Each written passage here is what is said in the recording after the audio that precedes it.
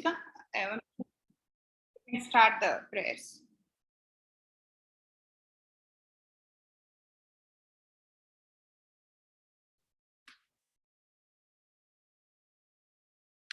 You can unmute, Amshika.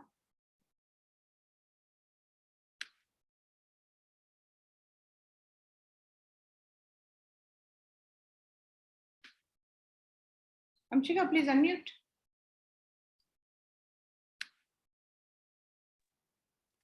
Yes, Mataji.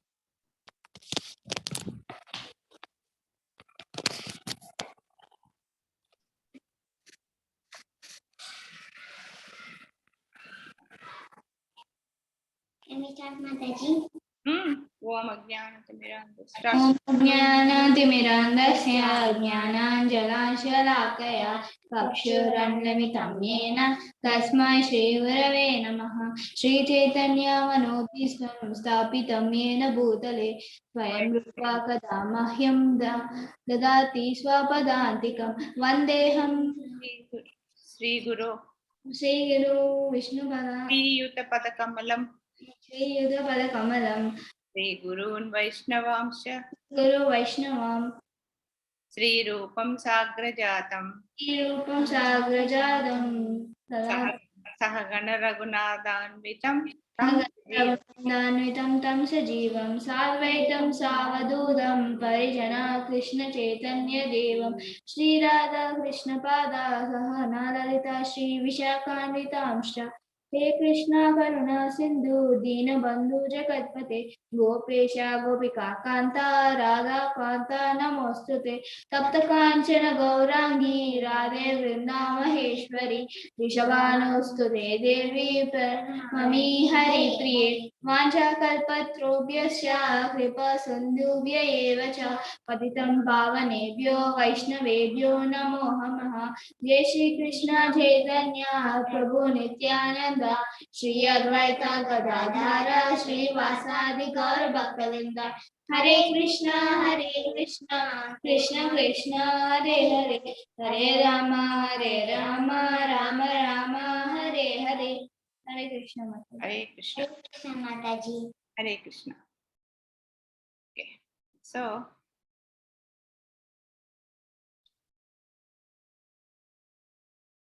we are in chapter 3, Karma Yoga, a very important chapter. Why? Because karma means action. We have to do action. Living on the earth, there is no way we cannot live or sit idle. Never. We cannot, even sitting idle also, we keep doing something. The digestion keeps going, the respiration keeps going, we have to eat, we have to take bath, minimum things at least we have to do. So while doing every action, what is the result of it? So what is the right action and what is the wrong action is what we understand in Karma Yoga. So in the first 2 slokas, Arjuna expresses his doubts and about Karma Yoga. I mean, like before Krishna told, you have to do your duty and then various things. So Krishna said, anyway, why I should do my duty? I rather take sannyasam and go. So then Krishna explains in chapter 3 to 9 about Nishkama Karma Yoga. That means doing karma without desires, because in chapter 2 he explained that you have to do it as a duty. So now he said do it as without expecting results. Then he says it is better for you than give up and doing jnana yoga. So Arjuna wanted to go and then live a life of a sannyasi.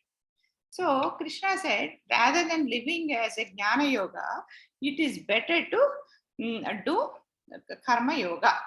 So, and also he talked about premature renunciation of action will not sustain long. That means, like I told you many times the example, one day before exam, don't get anything, then you take a serious decision. From the next day of exams, for the next exam, I am going to study very seriously. One day before my teacher tells, all of you take a decision. That is an instantaneous emotion that comes. Because of that, you take that decision. But how long will that decision retain? In 99.9% of the children or elders, it stays only until the examination is over. Similarly, in life also, when some major incidents happen, like Arjuna has to kill all his relatives, he is taking a decision of going as a sannyasi. It won't stand long.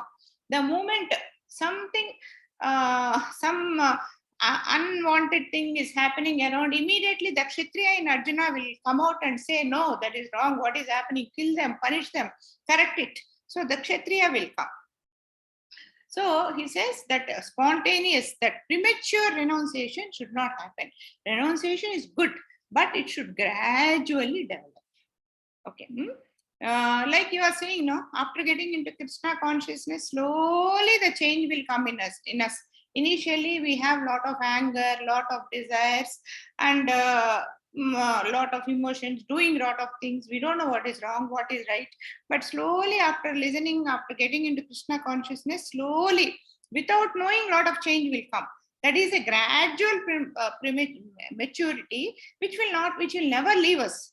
But if it is a spontaneous, somebody tells us, no, you do chanting, very good thing will happen. Immediately you take your mala and start chanting. You can't do it for long.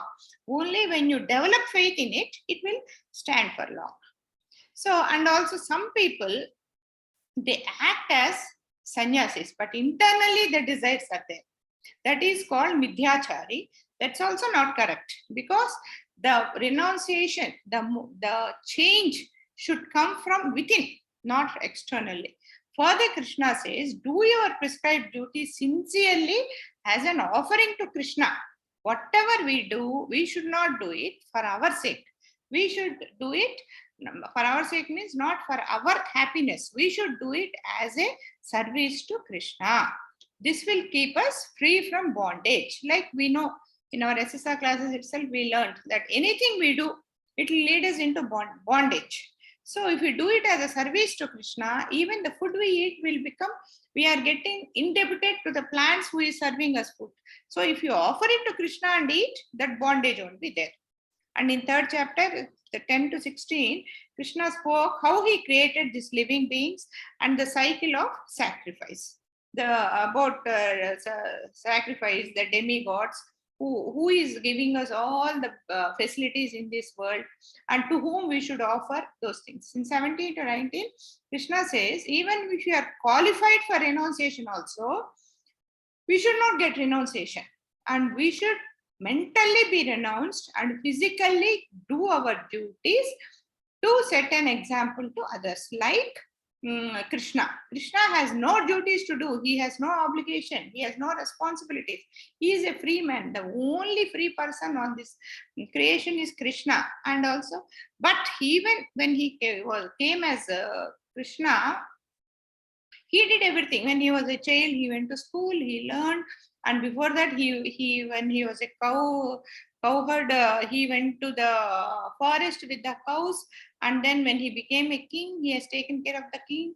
And then he was a husband, he behaved like a husband. So whichever position he was taking, he did his duty. Why did he do? He need not do. If he just thinks like that, things will happen. But he physically did. Why? To set an example. Because in our society, the problem is anything that is bad, somebody not doing, immediately we'll take example. That man is not doing. Why I should do?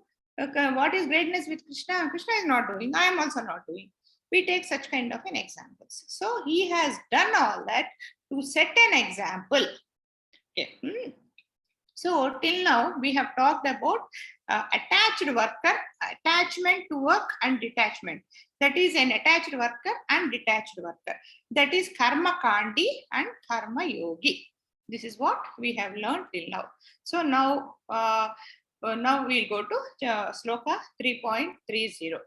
Okay, now 3.30, 3.43 closes this chapter. So let us see if time permits, we'll complete it off. Let me open the slokas.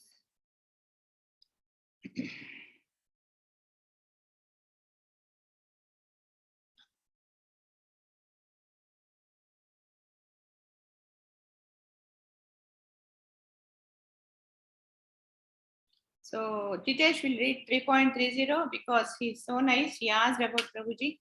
So Jitesh will read 3.30. Jitesh, read 3.30. Very important sloka. Jitesh, wait, I have not unmuted you. Yeah, you can go. Wait, I have not started screen sharing.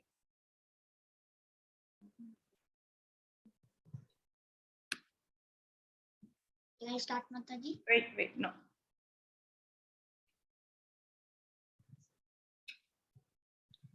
Yeah, you can start. Hare Krishna. Mai sarvani karmani sannyasyadyat tame chetasa Mm. nirasid nirmano bhutva yuddhava Yuddhasya, yuddhasya, vekata jvara. dajvaraha. Mm. Hare Krishna. Translation. Yeah. Therefore, O Arjuna, surrendering all your works unto me with full knowledge of me, without desire for profit, with no claims Claims. to proprietorship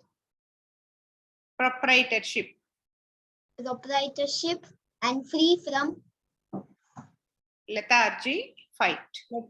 fight. Yeah, here what he says, Hare Krishna. Therefore, O Arjuna, surrendering to all your works unto me. So, whatever you do, mostly, this is what is told in Bhagavad Gita. Whatever you are doing, surrender them to me. Keep me in mind and do. Because when you keep Krishna in mind and do, we can't do mistakes. Okay, with full knowledge of me. So, we should have a very good idea of Krishna without desires for profit. So, what will I get if I do this? If I give this, if I attend this Bhagavad Gita class, what will I get? If I do something else, I'll get 5 rupees. Or if I go and play outside, I'll have some happiness. That kind of a calculation should not be there. It is a Krishna's work, so we have to do with no claims to proprietorship. That means if I do this, I become the owner of this. Proprietor means owner. So no claims for the proprietorship and free from lethargy and fight. That means no laziness and fighting. So that way we have to do. So this is a very important sloka in this chapter, which describes Bhakti Yoga. This is nothing but Bhakti Yoga. Doing things for Krishna is Bhakti Yoga. Nishkama karma, when does in the right spirit, is offering to Krishna, is Bhakti. Nothing else is Bhakti. So actually all this Krishna has told in chapter 2. But he was always saying, do things as an offering to me, not as a material satisfaction or for material satisfaction, nor for some fame or anything. Just do it as an offering to me. So he says karma sannyasa. Karma sannyasa means renunciation of work and the renunciation of work and not for work. Means like escapism. Like what people do is renunciation of work. We should not renounce work. That means a lazy person, here is talking about lethargy, laziness. A lazy person who doesn't want to do anything can always say, I have taken sannyasam, I am not doing anything, I am just going in the temple and sitting there doing japam, and somebody else will feed me. They can say that is laziness. That is, they are not taken sannyasi to offer themselves to Krishna. They are doing it out of lethargy. So we should not do it for renunciation of work. We should do work in renunciation. You must understand this difference. Renunciation of work means leaving the work. Just to leave the work, you should not do take sannyasa. But while doing work, you should renounce it. That means in the heart, you should not have any attachment to the work, to the results. So this knowledge we should always keep in mind. Here we should have no personal desires, no proprietorship, and no laziness. If I do this, I'll get this. That thought must be removed.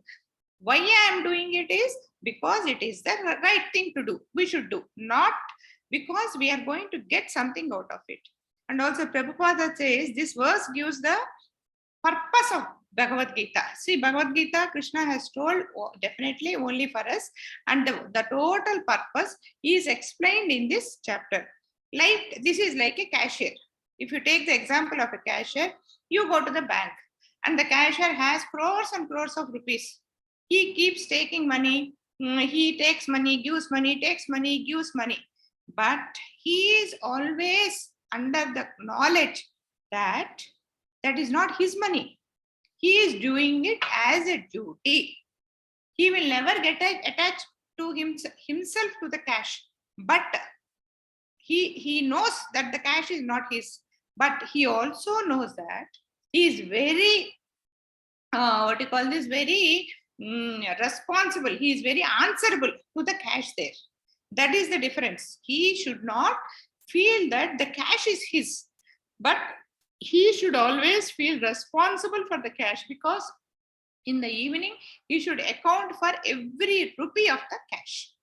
That's how it should be. And here the most interesting part is, because he is doing the cash work, if I'm not getting anything, why am I doing this? That question is not there.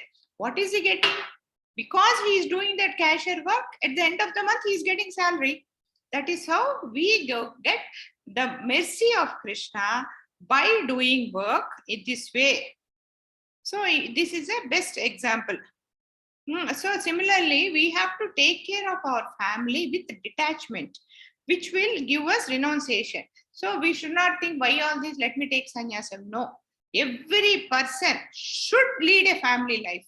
That means every person should get married, should have children, and then take care of the children well, and renounce them into Krishna consciousness. Because what our scriptures say is, see, we all know that we are Atma, and we have, for whatever reason, we are here.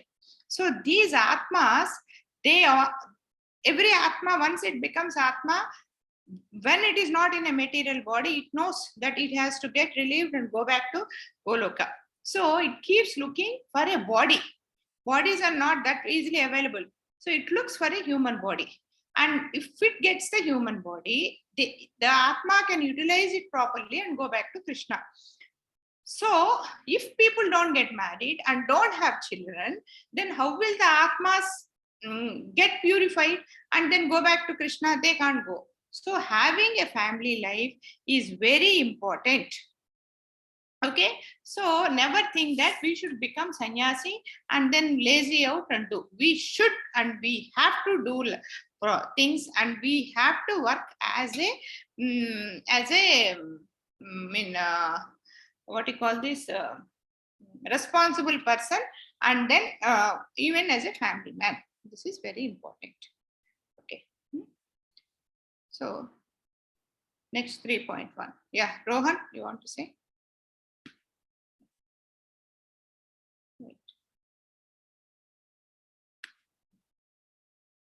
Hare Krishna Mataji Dandavat Pranam Eme Madam Midam Nityam Anutishthati Navah Shraddhavanto Nasuyanto Muchayanti Translation. Those persons who execute their duties according to my instruction and who follow his teaching faithfully without envy, become free from bondage of fruitive actions. Hare Krishna Mataji, Dandavat Pranam. So in 3.1 and 3.2, Krishna gives the result of his teachings. What will happen if someone following my teachings? What will be the result? He will tell in 3.1. See here, now the main important points are coming.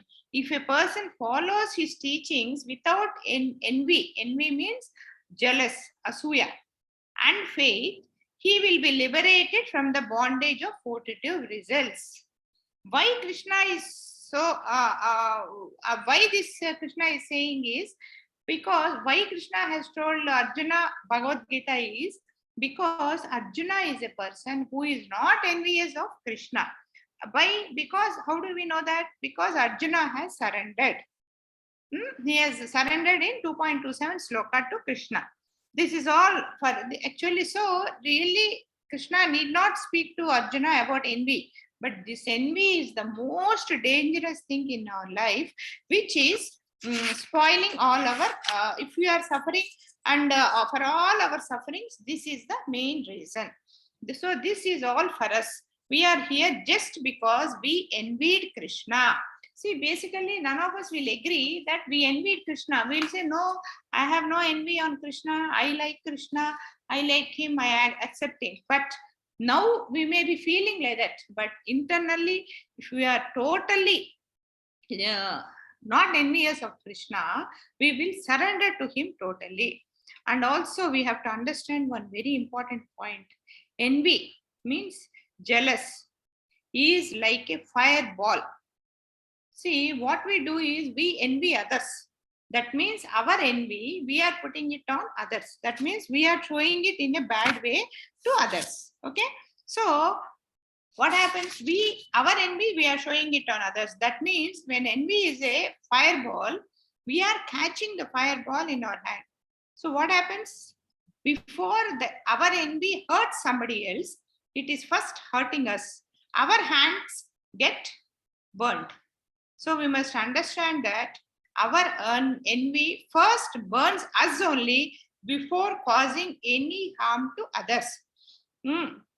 So if we say that we have no envy on Krishna and we accept Krishna, see what is happening is, if we have no envy on Krishna, we are going to accept Krishna. We are going to accept that we are children of Krishna. That means all of us are children of Krishna. So if all of us are children of Krishna, see, we normally have no envy on our siblings, right? We normally have no envy on siblings. Krishna Teja, just hold on. I'll unmute you later. Just if you keep on doing it, I get disturbed. And Rohit, once you have finished reading Sloka, please down your hand so that others can raise their hand. Okay, so here understand one thing. If normally we are envious of others, we are very clear about it. Whether we agree or not, we are. So if we accept that we are children of Krishna, who are all the other children? Other children are our siblings. That means our brothers and sisters. So normally we have no envy on our brothers and sisters. That means, so if we accept, this is the main point, if we accept Krishna as our father, and we also accept that Krishna loves all his children, that means Krishna loves you. Krishna loves XYZ, everybody. And there is, Prabhupada always says one thing, if you love me, love my dog. Dog in the sense means if you love me, you have to love everything that belongs to me. Then only that is love. If you love me means it is not the physical body that you will have to love. You will have to love all my belongings. Who are all Krishna's belongings? All the people, all the living creatures, non-living, everything, all his creation is his. And Krishna loves all his creation. So love everybody equally. That means don't have any envy. This is the root cause of all the problems. Okay, 3.32, Krishna Teja.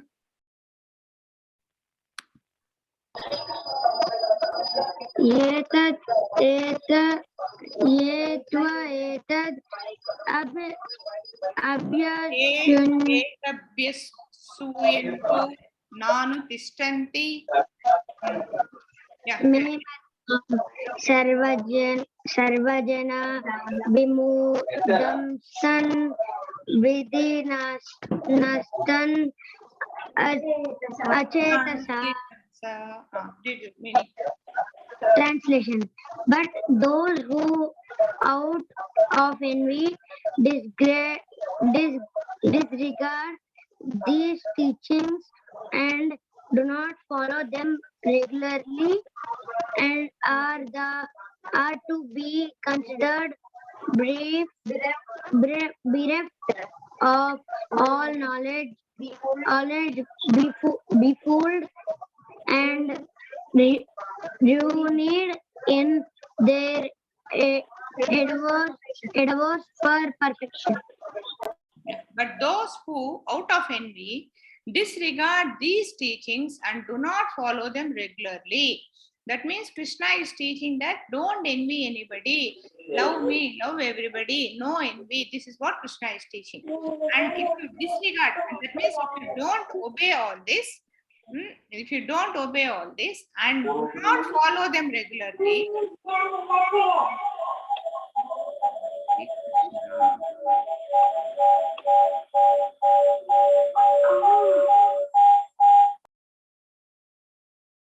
yeah, right.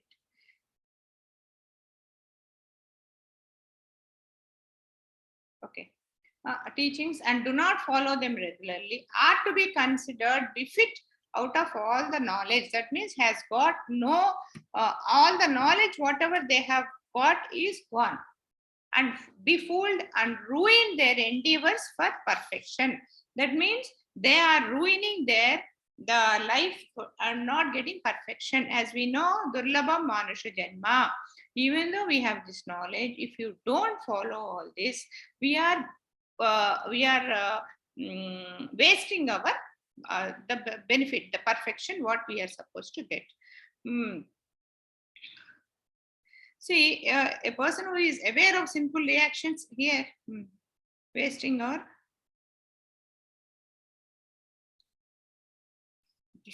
right. So this next 3.32, 3.33. Yeah.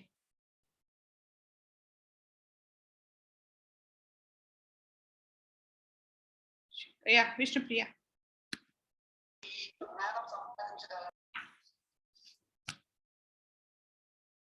.33.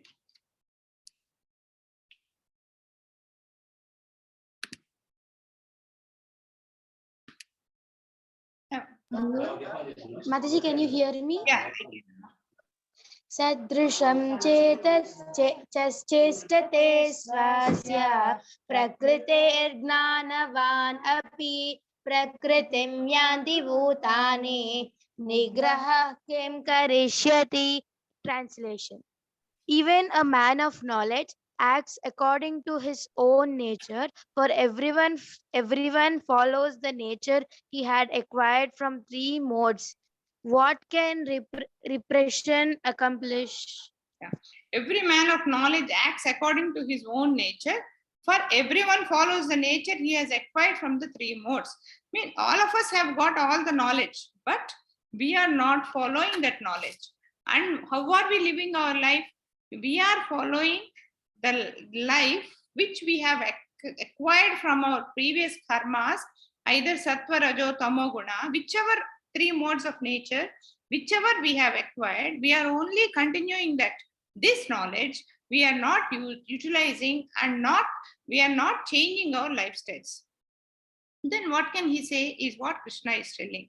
So here Krishna is talking about the three modes of material nature.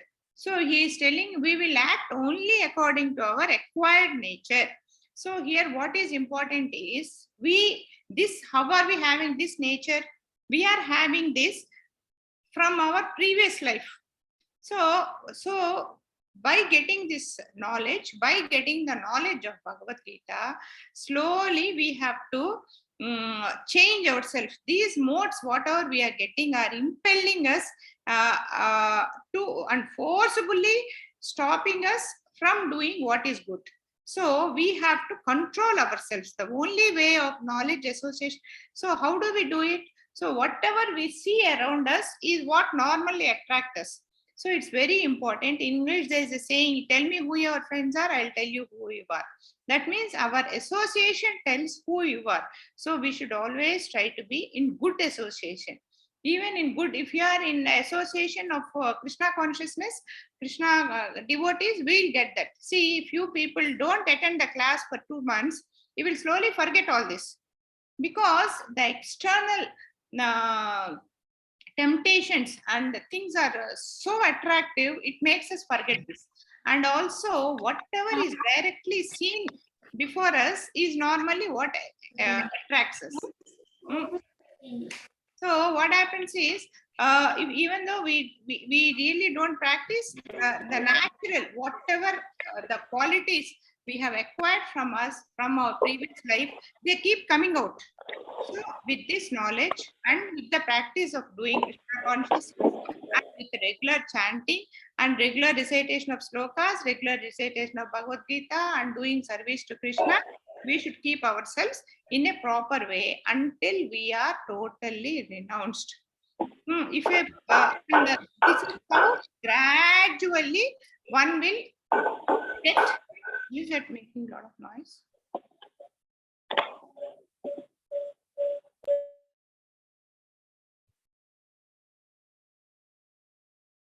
Please don't make noise. What will happen is my thought process will go. So here, what happens is, but if we gradually change our mindset, it's very difficult for us to change back. But suddenly, if you try to do something, we'll change back.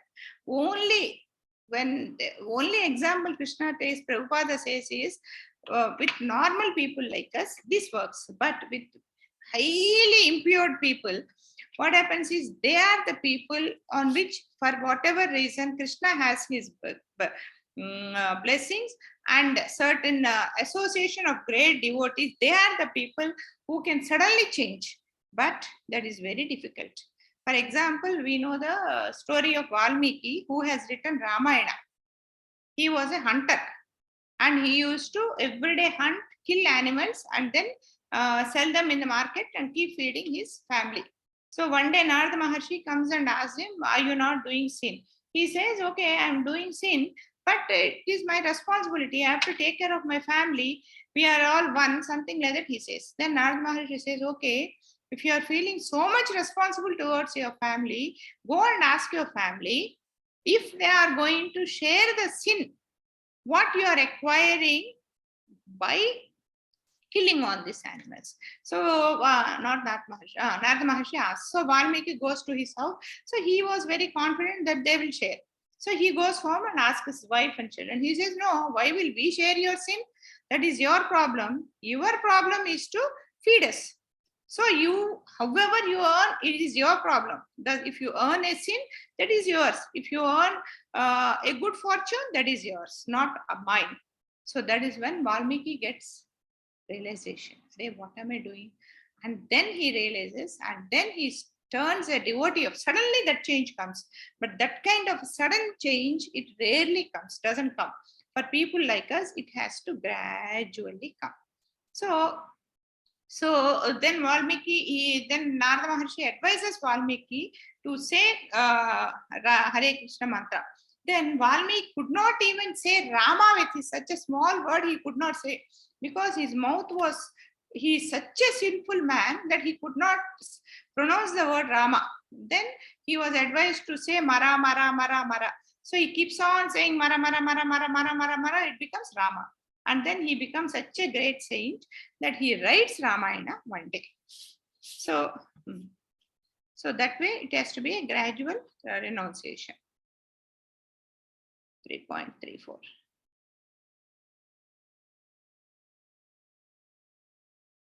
Harshit? Are you there, Harshit? Hare Krishna Mataji. Hare Krishna. 3.34. Indriyasya indriyasyarthe raga dveshau vyavastitau tayornavasam agachet tau hi asya paripantit. Now translation. There are principles to regulate attachment and aversion pertaining to the senses and their objects. One should not come under the control of such attachment and aversion because they are stumbling blocks on the path of self-realization. These are principles to regulate. Krishna says there are principles to regulate attachment and aversion pertaining to the senses and set objects. That means we, because of our senses and sense objects, so whatever attractions around us, we get attached to them. There are principles. That means this is good, this is bad, this is right, this is okay, this is not okay. They are the principles. And aversions. That means because we know what is good, what is bad, we develop aversion towards the sense objects. One should not come under the control of such attachment and aversion because they are stumbling blocks on the path of the self-realization. Okay, Krishna says here 3.34. Here, Krishna talks about raga and dvesha. So that means raga means attachment, dvesha means hatred.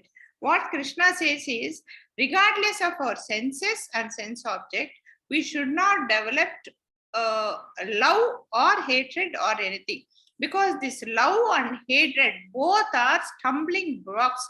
That means they obstruct us from becoming pure devotees.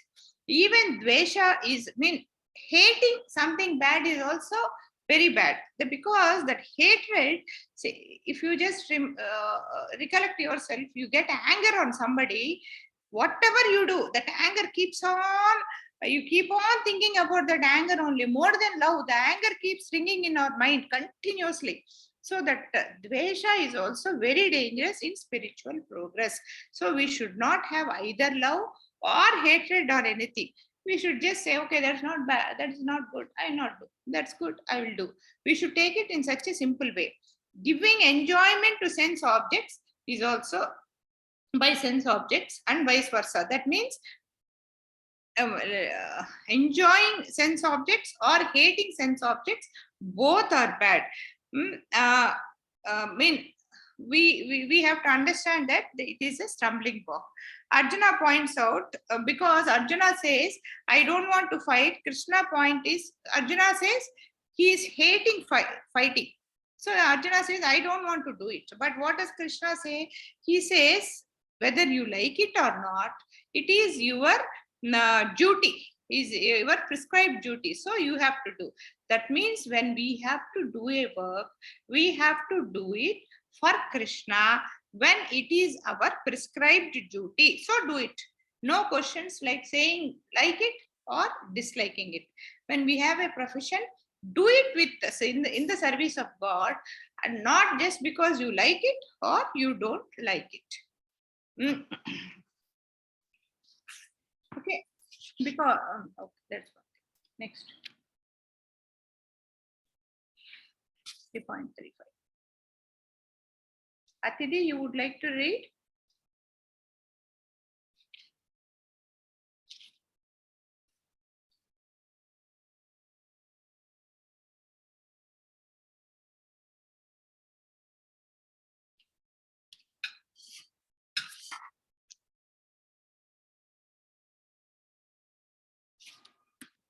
Atidi, would you like to read? Can you read? Mataji, I can read the translation, Mataji. Okay, right. I'll give a sloka to somebody else. Yeah, but Vishnu Priya, you read the sloka. Atidi will read the translation.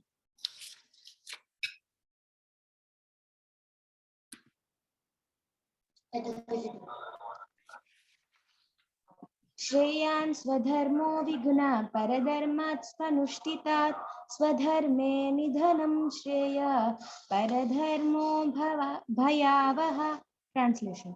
Wait, Hey, Aditi will read the translation. Yeah, Atidi read.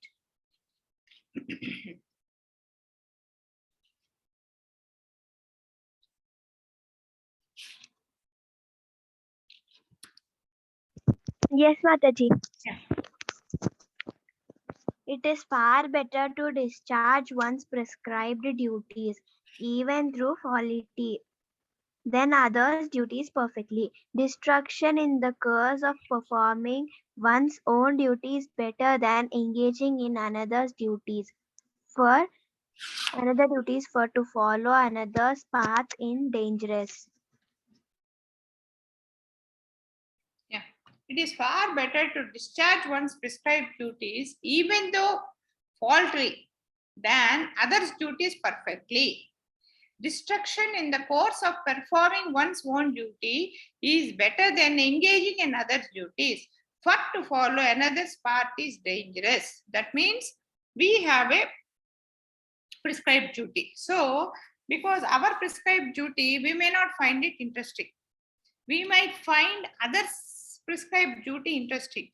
Then we should not do. Even though we know how to do it, we should not do because we don't like our prescribed duty, but like his prescribed duty. The example is children think parents are very lucky, they need not study, they can do work. I will also do work. That means after 10th class, you don't continue your study and then just take up a job. What will happen? Even though you might do your job perfectly, but you are ruining your life because at that age, your prescribed duty is to study. You have to study only, whether you like it or not. Similarly, in the family, mother has certain duties, father has certain duties. Just because one person cannot lazy out and the other person cannot do it, that is not correct. Whether you like it or not, we have to do our prescribed duty. Even though we might fail sometimes, even if you fail also, it's okay. Even though you may not be able to do it perfectly also, it is okay. But you have to do your prescribed duty only. That means a child has to study only. He has to play only. He has to spend all his time in building up his personality, not in material results. Similarly, a elder should take care of the family totally and various other things. So whether you fail, that means maybe you're not able to study properly, you're not getting good marks. Even then you have to study. It's okay. Whatever you get it. That way you have to be very careful. Do prescribed duty only. It will slowly advance us in spiritual knowledge. See, Arjuna, that is why Krishna has advised Arjuna not to take sannyasam, because what is Arjuna's prescribed duty? He is a gruhastha and a kshatriya. So he has to take care of his family, and as a kshatriya, he has to do what? As a family man, his wife was insulted. So it is his responsibility to teach a lesson to the people, to the person who has ill-treated his wife. Why? Because the moral in the society has to be established that if a housewife, if a respected lady is ill-treated, is insulted in the society, things will not, nobody will ignore. He will be punished. That kind of a fear of thought should be spread in the society. So Krishna, Arjuna has to do fighting. And as a Kshatriya also, his responsibility is to establish Dharma by doing fighting. So he cannot say, I'll go and beg and then let my wife, whatever has happened. That's her problem. It cannot.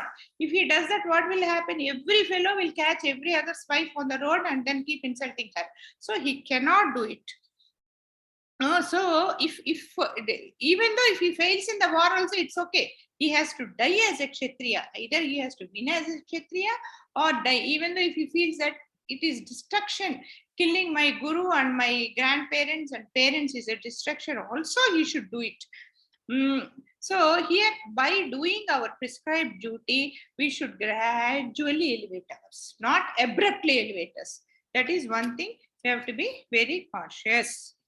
Okay, now 3.36243, the last portion of this.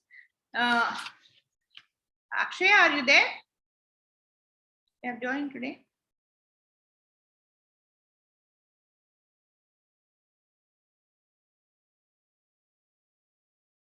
Okay, 3.36243. Here, till now, he is telling us you have to get rid of your desires. So, how to get rid of it? Krishna will explain 3.36244. How to overcome kamam, korikalu, lust. And here, Krishna will explain that lust. We all have a question. Knowingly, why are we doing lust? Because our main question will be, we are all doing mistakes. All of us know we are doing mistakes. And in most of the cases, before doing mistake, we know that doing this is a mistake. Doing this, we will get punishment. Doing this, we are going to undergo loss. But still, why are we doing this mistake? Is the question. When we are away from Krishna, we do it. So here we have to understand one thing. A person who is aware of the sinful reaction might be afraid of the sinful sins, is afraid of the sinful reaction. Some might restrict from doing so, but cannot get detachment from the work, like smoking. Like a lot of people, those who smoke, they know that smoking is bad. Every time, if you children have seen on the cigarette packet, if the picture what is given on the cigarette packet, how our lungs are going to get spoiled or our mouth is getting spoiled by drinking cigarette, you can never touch the cigarette packet. So every time the person who takes the cigarette packet sees that picture, so he knows that this is how his body is going to get ruined, in spite of which he smokes. By that is the domination of our Maya on us. We think, okay, it will happen for others, not for me. We think we are exception. And also food also. We know that not eating food, you children mostly don't eat food. You know, not eating food is not good for health, and it will weaken you. But if there is something your mother has prepared which is very good for health and not tasting, you won't eat. And similarly, elders like us, we know if you take more food, it is not good for us. But still, in spite of, because of the temptations, we take food. So all these are temporary enjoyments. Why are we doing all this? Because of our previous lives, impressions we carry. Lot of impressions. These impressions can come like, they can come as habits. They can come as, what do you call them? As fears. They can come as psychological problems, like they come like that. So how to overcome that is gradually elevating ourselves with knowledge in Krishna consciousness. All mistakes, like most of the mistakes are committed due to ignorance and due to attachments. We get attached to the family. We get attached. We know that earning money in a wrong way is bad. But still parents do it. Why? Because they get so much attached to the children, and they think we have to give everything what the children asks. But they have to understand one thing, that earning money in a wrong way and giving temporary enjoyment to the children, they may temporarily be happy, but overall that papa will go and attack the children. And also children also will get habituated due to this luxurious life, and then they will get ruined in their life. So a knowledgeable person himself does all this wrong. So what will the ignorant people do? They will also do mistakes like this. Okay. So here, we have to understand one thing. Kama means desire. Desire is the main cause for all our problems. The main cause is desire, and the children of desire is krodha and lobha. Krodha means anger. What happens is, when we have a desire and the desire is not fulfilled, what happens? We get anger. And I asked my mother for this, she didn't give me. You get anger, and after long struggle, if you get it, you try to hold it for yourself. That is lobha. That is, you want more. You want to keep it for yourself, and leads to madam. That means only for me, and masterkyam. So these are all the children, and this is how gradually we get deteriorated. So, and because of this, what happens is, when somebody has something better, we develop envy on them. So we have to, and that is the worst thing, getting envy on somebody else. And understand that this is Krishna created, and envy is one thing which we should never have. Because why do we have envy? See, especially, why are we here in this universe? We are here in this, we are born here because we developed some envy on Krishna. When we were with Krishna, we never accepted him as the ultimate. We never accepted him as our great father. We envied him, and we thought, why Krishna all this enjoyment? Why should we be his servants? Why should we serve him? I should also be independent. I am also great. I am also part and parcel of Krishna. So I will also have all the enjoyment. This way we keep thinking. So Krishna, being a kind father, he says, okay, I have created this the way your father gives a laptop, or for girls, mother gives all those toys, vessels to cook food. Krishna has created all this for us. So because of that envy, we came here. And after coming here also, we start envying everybody. We definitely envy everybody. Otherwise, if you don't envy anybody, we have no desires in the world.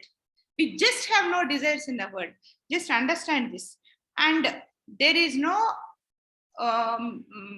meaning in envying somebody, because when do we envy? We feel we are too. So suppose Prime Minister of India is there. We normally don't envy him because we know we cannot go to that stage. So we don't envy. But our classmate sitting next to her, next to me, I envy her because I feel both of us are same. She got 100 out of 100. I got only 30 marks. I envy her. I don't see the merit in her, the hard work she's putting in, or her intelligence. So I don't try to admire her. Rather than envying somebody, we have to admire people.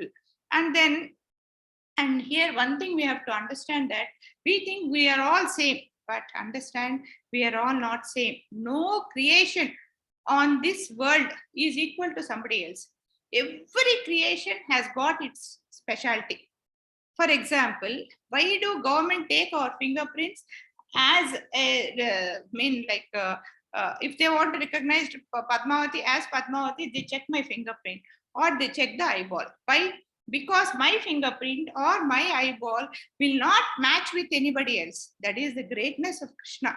See how great, how many, I should not say crores, multi-crore people are born. No fingerprint will match. See, so what kind of a great creation is it humanly possible? Can any human being do it? No human being can do. Only Krishna can do. So whatever we have today, we should not envy others. We should understand that it is the karma they have earned. Because of the good deeds they have performed previously, they are enjoying this. So why envy? We will also do good. Maybe later we will also get good thing. That is how we should accept everybody. So here our desires to be such should not be there, and we should get rid of material desires. See, only when we start envying others, we get desires. If we are frank to ourselves, if we just have 3 to 4 sets of clothes, that is good enough. Good enough to wash, wear, and all that. Just clothes to wear and eat some healthy food, and then to live a simple house. That is enough. But why? In spite of having 20 dresses, we want 21st dress. Why? Because somebody else has worn it. Is it really required? We are envying them. We try to get it. So what happens? We ask mother. Mother says, no, you are a growing child. If I buy more for you, they'll all get wasted. I will not buy. You get angry on your mother. So that is where, because of your desire, the anger starts, everything, all the negative thoughts in you starts. And your mother will think, okay, poor girl, she's asking, let me buy. So she doesn't have money, suppose. She gets angry. On her, she gets angry. Why is our life like this? She gets angry on the father. So in turn, the father gets angry. The father gets upset. So like this, that small desire which is born in us will be the reason for the destruction of all the peace in the life and progress towards the right spiritual life. Our sufferings will tell us what kind of sins. And also, we always think, why this for me? Why they are so lucky? Why I am also lucky? Like a person, if a person is given a life sentence, or if a person, the judge gives a judgment, he will be hanged to death. What will we think? We will not think, why that fellow is hanged to death? Why I am not hanged to death? You won't think like that. You will immediately think, hey, he is hanged to death. That means he must have done a great sin. That will be the immediate thought that comes into our mind. Similarly, we have to understand, if somebody is having more enjoyment, more facilities than us, we should understand they have earned more karma. The way a person studies more will get more marks. A person who has earned more karma will have better facilities in life. So our responsibility is to earn more karma, and also that also we should keep it mind. We should not try to do things for earning good karma. That will become sakarma. We should always look for akarma. That means whether it is good or bad, it is Krishna. I am doing it for Krishna. If you think, okay, they are enjoying more, I also want that enjoyment. So I'll do this good, I'll do this yajnam yagam. That becomes a sakarma, and that again becomes a bonding. So we should not do like that. So anything is our earnings only. So 3.36. We'll read. Rohan?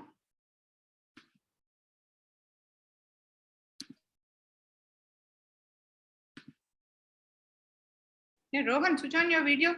Hare Krishna Mataji Dandavat Pranam Arjuna Uvacha Atah Kela Prayuktayam Papam Sarati Purushaha Anichamna Papi Varnasi Balad Aiva Niyojitaha. Yeah. Niyojitaha. Translation. Arjuna said, O disciple of Krishna, by what is one implied to sinful acts, even unwillingly, as if ended by force. Hare Krishna Mataji Dandavat Pranam. Hare Krishna. Arjuna said, O descendant of Varsni, by what is one impelled to sinful acts, even unwillingly, if engaged by force? See, all of us do a lot of mistakes. Lot of mistakes we do, and we are not doing it out of ignorance. We know that is a mistake. We know watching TV, at least the same movie 100 times, the same video game 100 times is waste of time, which is wrong. But still we do as if somebody was putting a gun behind us and saying, do it. And bluffing to that bother is wrong. It is wrong, but still you do it. Why do we do it? This is the question Krishna has raised. So we know that we are earning papa, but still we does. Why? Why? Because till now we have been talking about papam in the previous slokas. Krishna has raised this question. So here, why? Because Krishna said, by doing your prescribed duty, you don't get papam. By not doing your prescribed duty, you are getting papam. So now Arjuna's question is, why are we doing this? We know it is wrong. But most of the mistakes we do, we are not doing it out of ignorance. We know there are mistakes. We know we are not supposed to do, but still we do. So Arjuna asks this question. So next, Jitesh, you'll read this 3.37. Wait. Yeah. Hare Krishna. कामायसा क्रोधायसा रजोगुणा समुद्भवा Mahaseno. महापापम Seno mahapapa. महापापमा विदीनम Vairinam. Yeah. वायिनम Read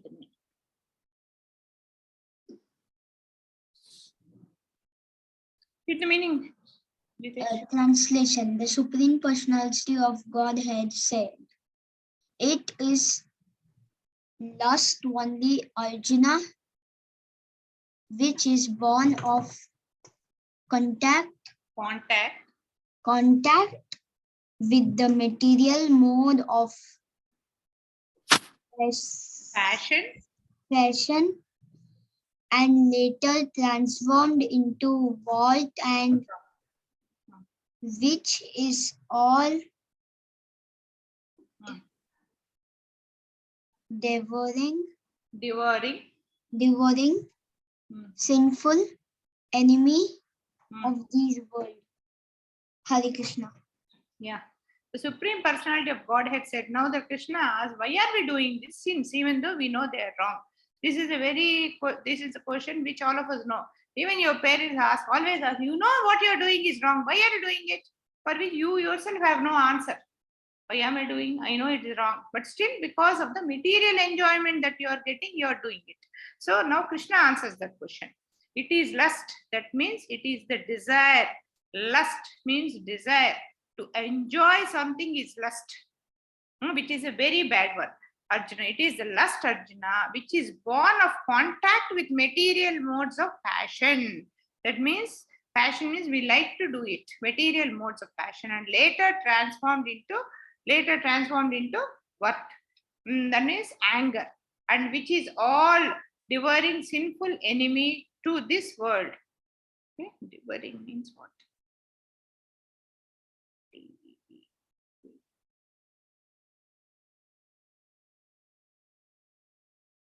So this is which is making us the enemy to this world.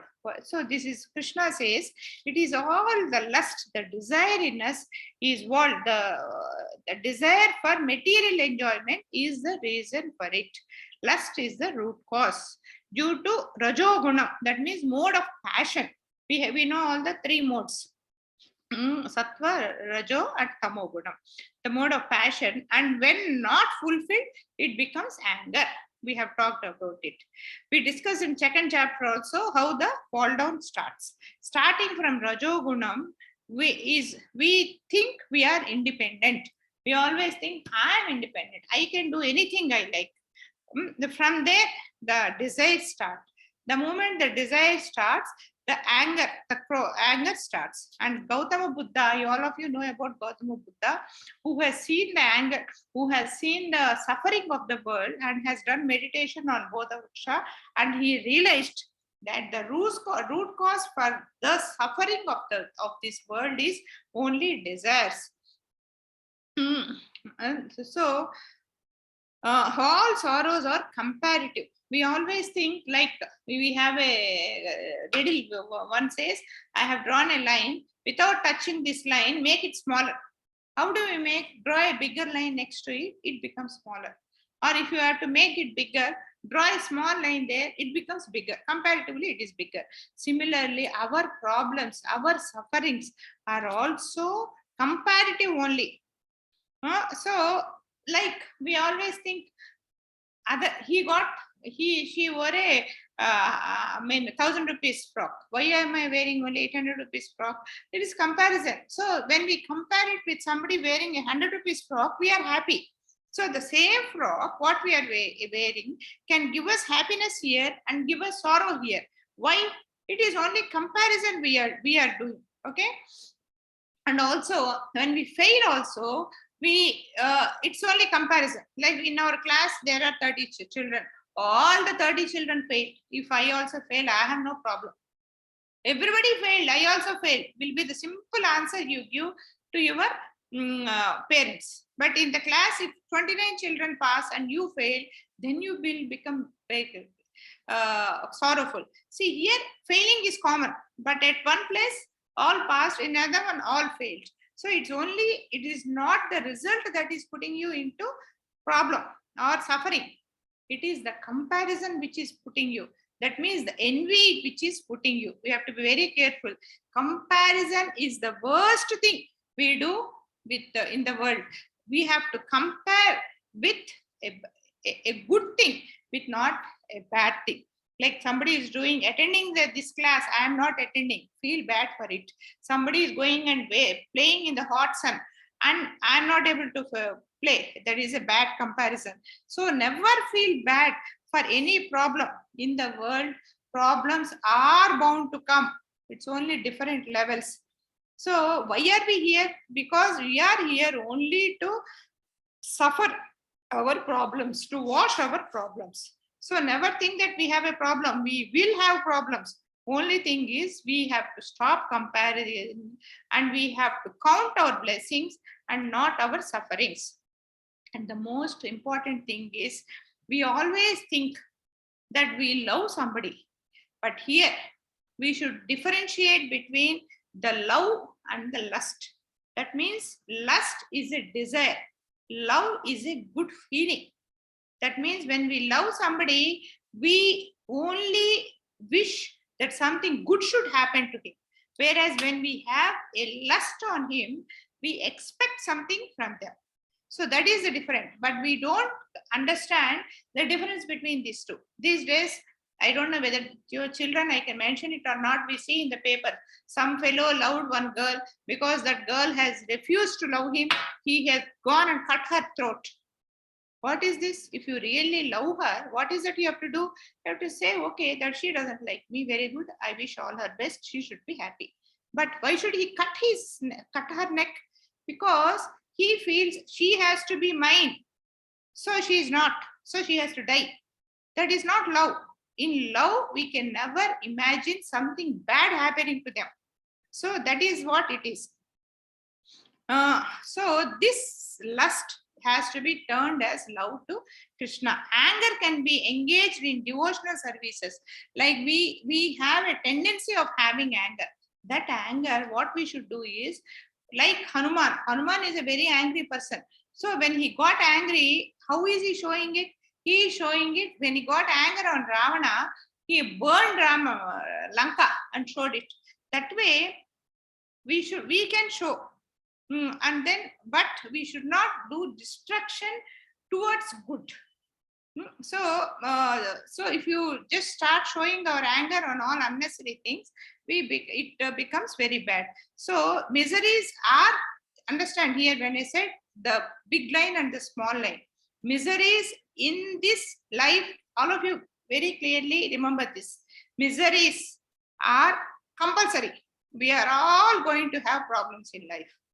This is the essence of Bhagavad Gita. But suffering is optional. That means for the bad thing that has happened to us, are we feeling bad or not?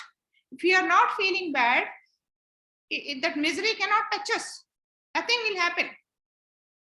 When something bad happens to me, if I think, okay, I got this because of my previous karma, that karma is getting washed off and my papam is going off, I'm going to be sinless. So if we can just think in that direction, then it won't touch you. Or suppose I have a wound here, then why you wound for me? If I just keep on looking at suffering, the pain will grow enormously. If I just ignore it and concentrate on something else, this pain will be very less. Normally, that pain will be a small one only. But because we only look at that wound like this, it becomes very big. So we must understand this very thing. Miseries are compulsory. Suffering is optional. So only way to come out is change our mindset. We have to change our mindset. Okay. Harshit, will you read 3.8? Where are you, Harshit? Hare Krishna Mataji. Hare Krishna.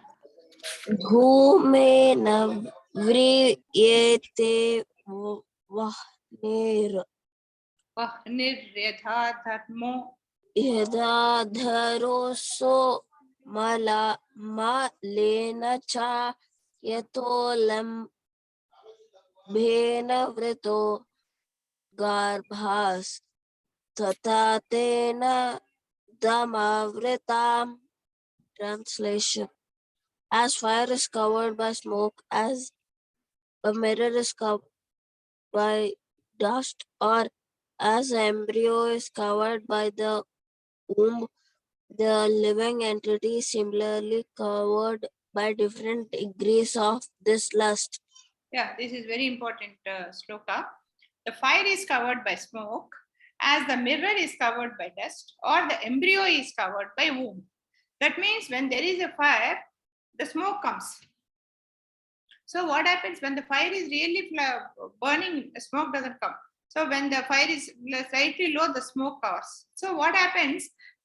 The fire is still seen, but the smoke dilutes the fire. See, the vision, it slightly dilutes. A small wind will just drive away the smoke and the fire can be seen very brightly. The next level is, if there is a lot of dust on the mirror, you can't see your face. So totally not seen the face. So it's not that difficult to clean the mirror. That is level 2. And the embryo is covered in the womb. That means when the baby is in the womb, it is not, you cannot do anything to take it out. You have to wait until it becomes a baby and comes out. The living entity is similarly covered by different degrees of lust. That means these are the 3 levels of sufferings. So these are 3 different entities, different examples Krishna has taken. So humans are also have this kind of different kinds of lust. Some people who really have the knowledge and who have the wisdom, with small knowledge or with small realization, like the smoke on the fire, they get released, feel free, and then the fire just blows like that. And for some with little knowledge, some like having some classes like this or learning Bhagavad Gita, they just get rid of all the lust. And some people, the time has to come. Whatever you say, they won't listen. See, some people, whatever effort you put, you can never make them attend the class, nor never make them learn a sloka. You cannot do it. So that way, you can never do it. That is like the day when the realization has to come, the day when that paripakvam we say in Telugu comes, only that day. So, and we can take one other also example like this. For human being, it is easier to come out of lust like the fire and the smoke. But for animals and plants, it is a bit difficult. So our knowledge is covered by this. Based on our knowledge, we get cleared out of this. So next one is 3.9. Vanshika, Srinika, will you read this?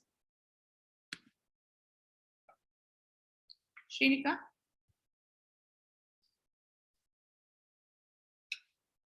Are you there, Srinika?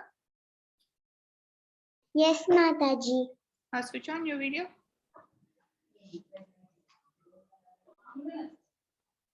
Where are you?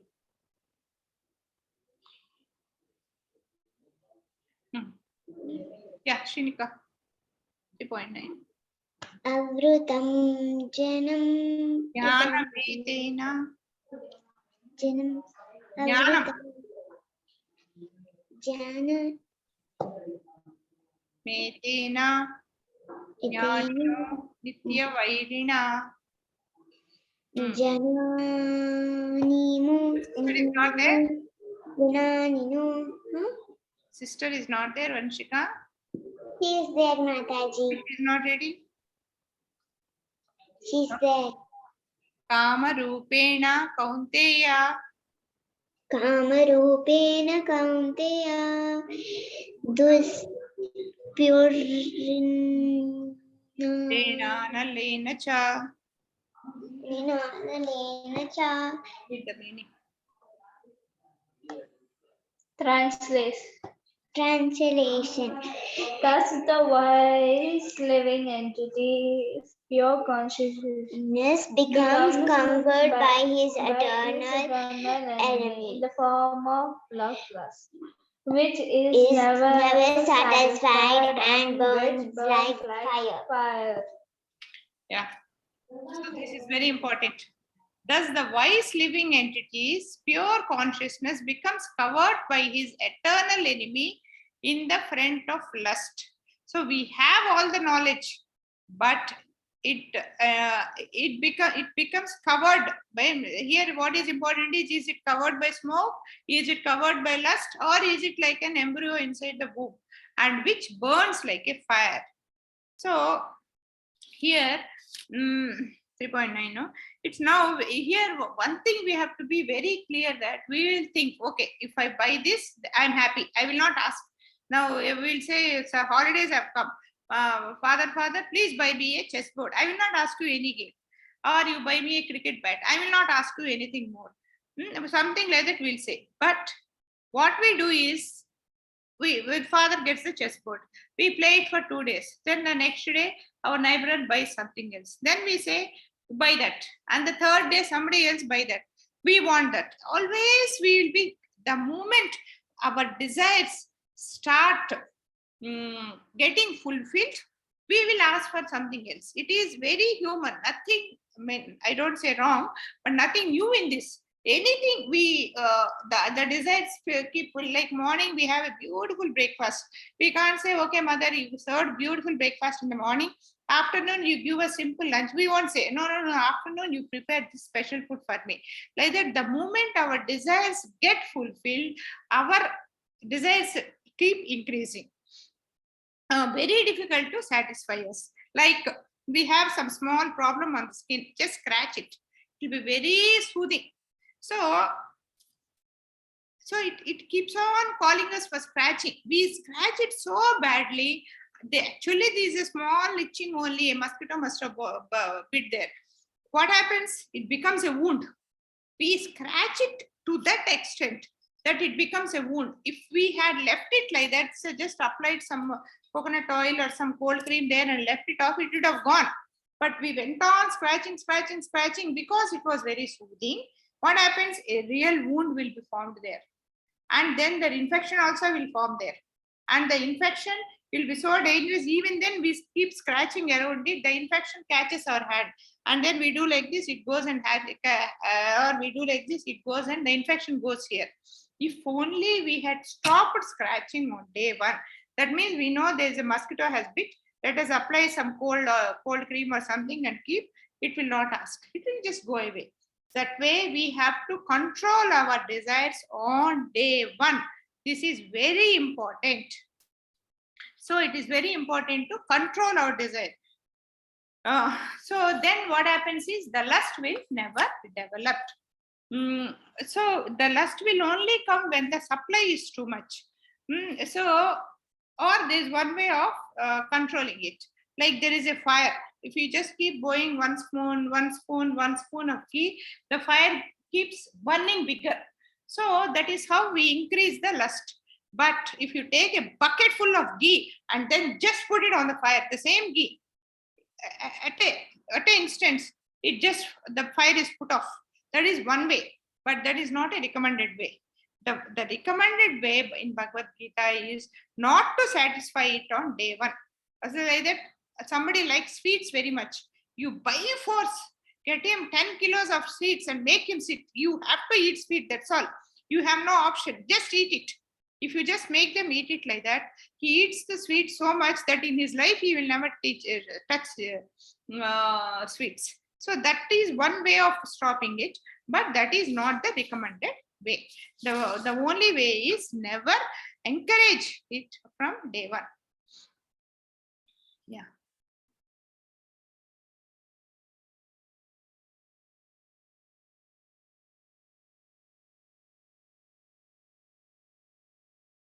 Okay. Dikshit, you can read. Hare Krishna Mataji, Bhagavad Pranam. Indriyani buddhi asya dishtam yusyate etal vimohyate esam jananam avyate dehinam. Translation: the senses, the mind, and the intelligence are the place of the lust. Through them, lust covers the real knowledge of the living entity and believers. Hare Krishna Mataji, Dandavat Pranam. The senses, the mind, and the intelligence are the sitting places for the lust. So, for everything, there is a home. So that way, where are these things sitting? Where are these senses? So the desire starts from the senses. That means the eye sees something very interesting, it wants it.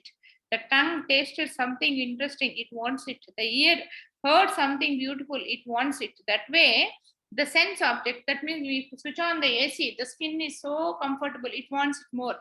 That way, these sense organs, that is where the lust starts. And the lust goes and sits in the mind. This desire sits in the mind, and the intelligence encourages it, are sitting places. Intelligence normally should control it, says, no, that is very bad, you should not do it. It won't say, it will also encourage it.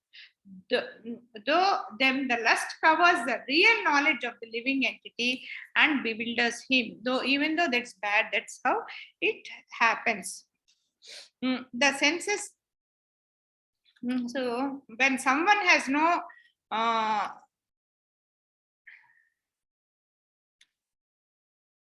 okay, so here this is the places where the lust starts and desires.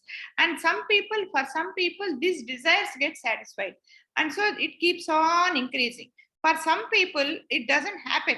It never gets satisfied. So what they do is they also do a wrong thing.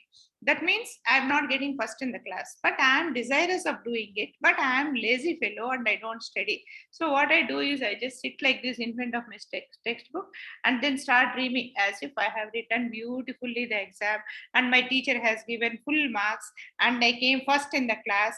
This way, I am just dreaming, and in my mind, I am fulfilling my desire. And a man with diabetes, sugar, we say, he should not eat sweets, but he wants to eat sweets. So what he does, he just imagines that he is eating and then doing it. So, but that is a wrong way of doing, because that is not real satisfaction. So, and also one way of controlling senses is just keep them away. Like out of sight, we have the saying, out of sight is out of mind. That means we keep seeing something, we feel like buying. Like normally when we go out for shopping, even though we say nothing, I have enough of clothing, I don't want to buy. But some friend says, okay, I want to buy some clothes, why don't you come and accompany me? I go. When I go, once I see some dresses there which I like, I feel like buying. That means seeing. By seeing, I am feeling like buying. Like during COVID times, we never did any shopping. And those days, those 2 years, we didn't have any desire to buy. Similarly, so what we have to do is that senses, we should engage them in a better way rather than running away from them. What we should do is, what we have to see is, we have to see some good books, we have to see some good programs, we have to hear some good music or some good things. That way we should engage our senses in a positive direction. Okay. Well, what happens is the strong desires, when they will come, when we like in this but here, even though in this life we are trying to control, what happens is sometimes we get go back to our normal thinking. Why? Because our previous lives desires, we might be having some desire in the previous life. I might be having some desire which I could not fulfill, and while dying I was just thinking about it and die. In this life also the desire continues. Similarly, certain fears also, suppose I fell down from a 10-story building and died, the fear comes in my mind that I am dying, I am falling down. So whenever I see a height, that fear comes. Similarly, devotion also. In devotion, in day one, we studied. The only thing that we are carrying from this life to next life is that percentage of devotion. We do 20% of devotion now. We started 21%. Like I must have done some 10% devotion. So I started my devotion at the age of 50. You people must have done a lot. So you started some 60-70%. You are starting at a very young age. That way, even these things are carried.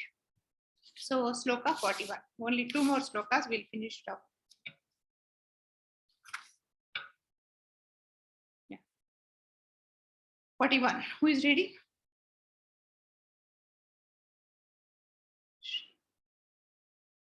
Harshit?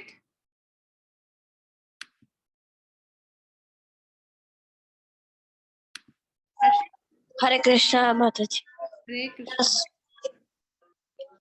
Tasmat tvam indriyani adhau niyam ya Bharat.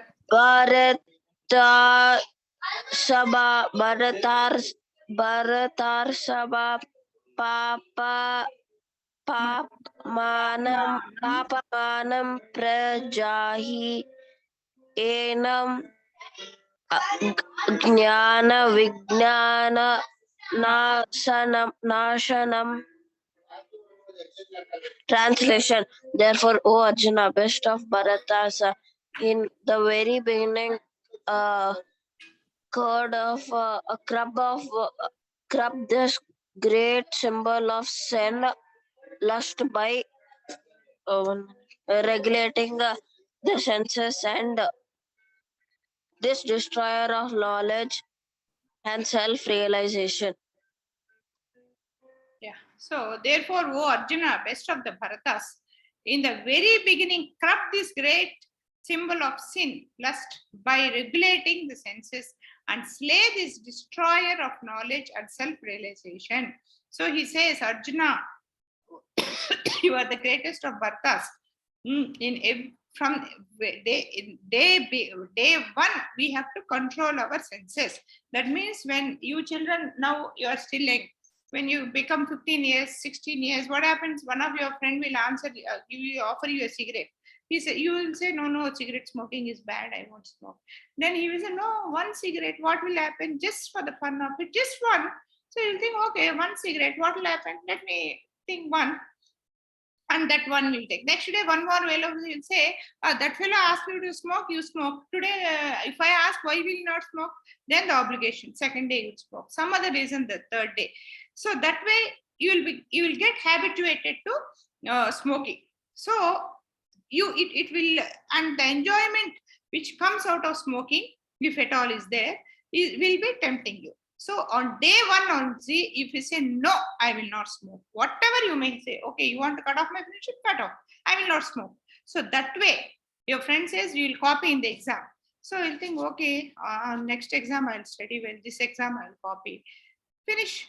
The next exam also you'll copy because you have got into the habit of it. So on day one, Krishna says, so clearly he's telling, great symbol of sin by regulating the senses and slay this destroyer of knowledge. This attraction will slay the knowledge and self-realization. So on day one, you have to cut. How to cut it is very important. Rather than saying no to everybody, rather you associate yourself with good people. That will give good thing. Don't control senses. Put them in the right direction. See, if you sit idle like this, your mind will go haywire and ask you to do 100 things. But if you start doing something very good thing, your mind has no time to do. So what will happen? See, for me, if you take me as an example, I have engaged myself in so many things like this. Now I have no time to watch the TV. At least I have no time to watch the TV or go for movies. I have no time. So no attraction. If I had free time, that will attract me. Even today, it will attract me. So what is that we have to do? We have to engage ourselves in some very interesting and positive things. This is very important. Never keep yourself idle and never allow others to get into influence you on day one. First day itself, you should cut it. That's all. Somebody says, my frock is beautiful, your frock is not. Okay, fine. Your frock is beautiful. I also agree. You have a beautiful frock. You are so nice. I love you. Your frock is nice. That's all. They can't say anything. If you just put our face like this and say, my frock is not good, finish. They'll come and sit on your head like this. You'll say, oh, your frock is so nice.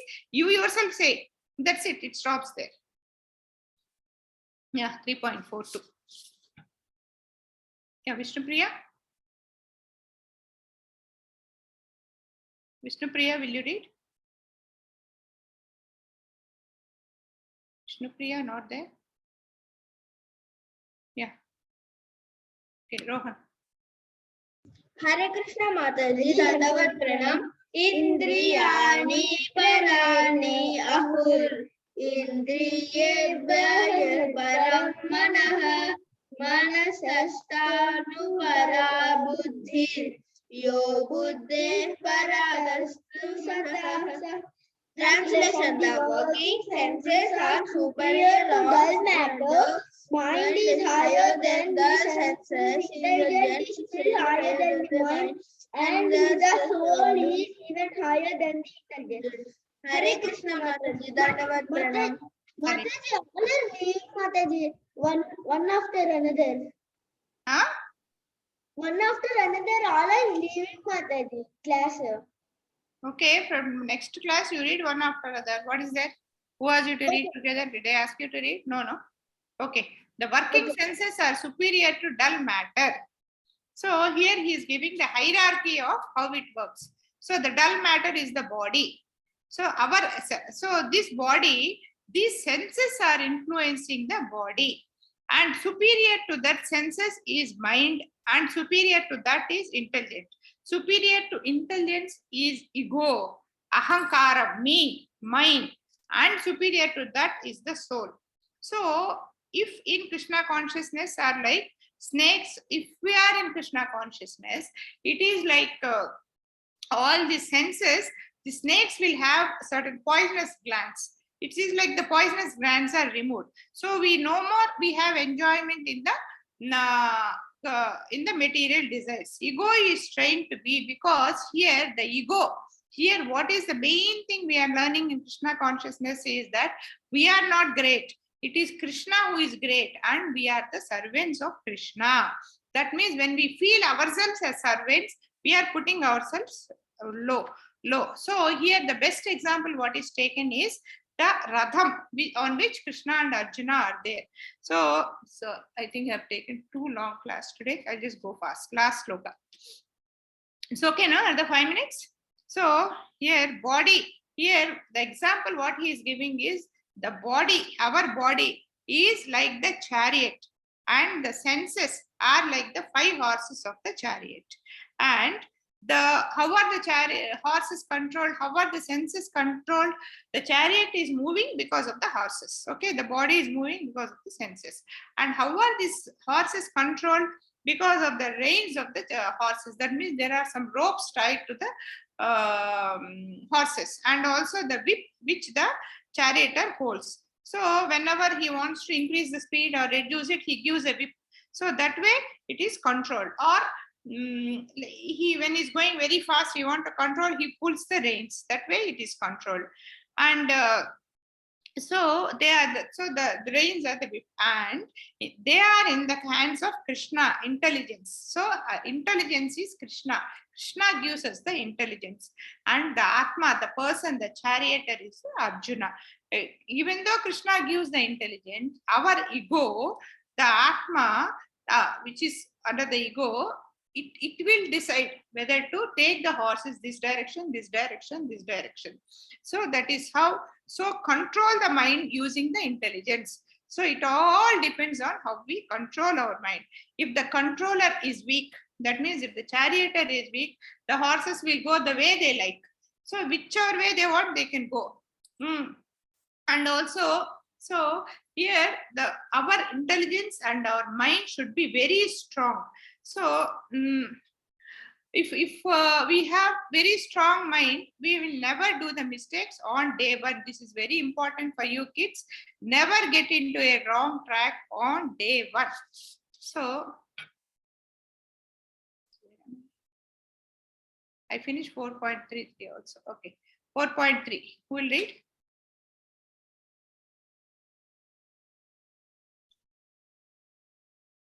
Harshit? You read 4.3 and 4.4, we'll finish up. Yeah. 4.3 is the last. Okay. Harshit? Hare Krishna Mataji. Evam buddhayah param bhudva samstayabhya yanam atmanah jahi shastram mahabaho kamarupam durashadam. Yeah, and read 3. Mataji. Okay, right. Read the translation. Translation. Thus, thus knowing oneself to be transcendental to the material senses, mind, and intelligence. O mighty armed Arjuna, one should study the mind by deliberate spiritual intelligence, Krishna consciousness, and thus by the spiritual strength conquer this unstable enemy known as lust. Thus, knowing oneself to be transcendental to the material senses, mind, intelligence, and ego. O mighty armed Arjuna, one should steady the mind by deliberate spiritual intelligence, and thus by spiritual strength conquer this insatiable enemy known as lust. So here Arjuna, Krishna is very clear, concluding the chapter, saying that knowing oneself to be transcendental material, that means by knowing what it is, control our mind, senses, and ego, and one should steady his mind deliberately in spiritual intelligence. So put your mind in Krishna consciousness, and thus by spiritual strength conquer this enemy. He says, so one should understand that the greatest enemy is lust, that is desire. So in this karma yoga, we have to understand that we are suffering all our problems. The root cause of our problems is lust.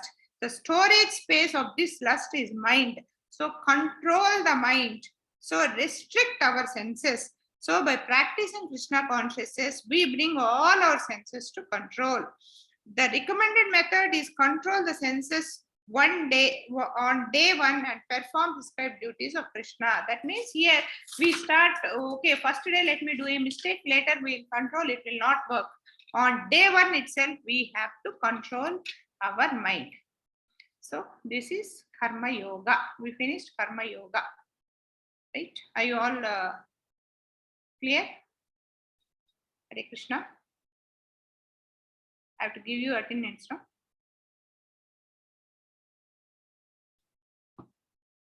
Any doubts? Do you have any doubts? Hare Krishna.